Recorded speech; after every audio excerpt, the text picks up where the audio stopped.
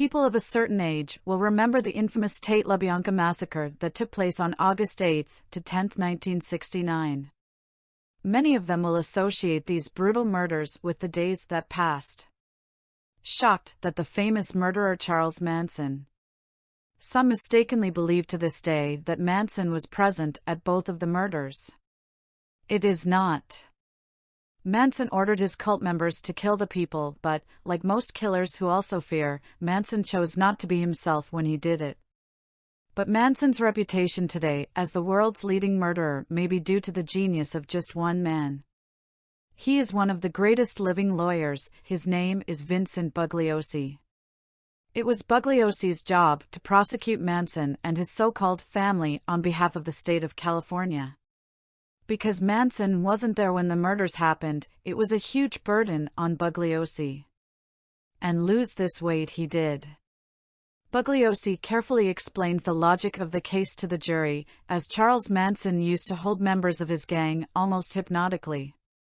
Manson had developed a disturbing theory that if he ordered a series of gruesome murders and left evidence to incriminate those responsible for the murders, it would lead to a black and white race war across America. From the ashes of this conflict, Manson believes he will emerge as king. He called the race war Helter Skelter, after the Beatles' song of the same name.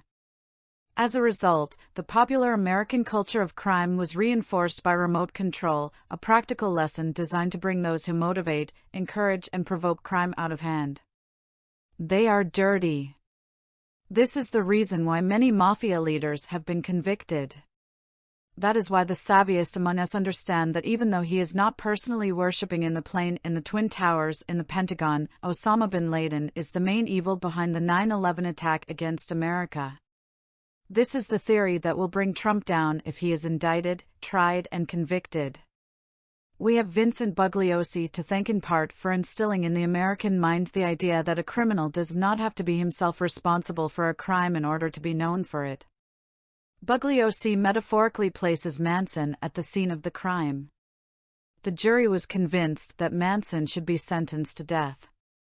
The sentence was later commuted to life in prison when the Supreme Court declared the death penalty unconstitutional in 1972. As of this writing, more than 950 men and women have been charged with crimes related to the January 6th riots.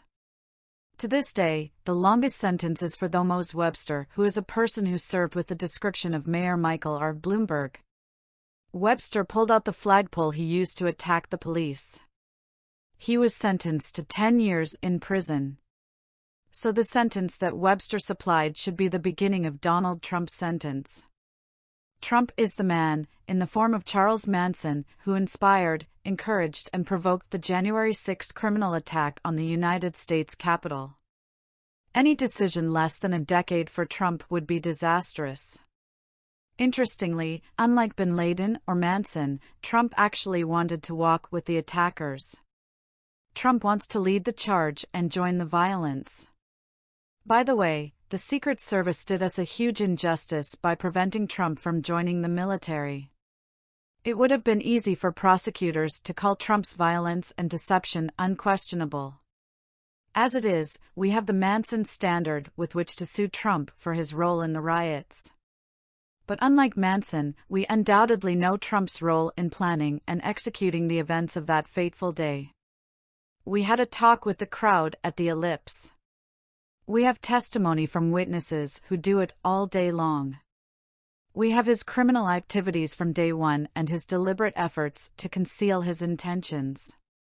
In short, we have enough evidence and criteria to prove, try, and convict Donald Trump of treason. And so it was. And, as always, ladies and gentlemen, brothers and sisters, friends, stay safe.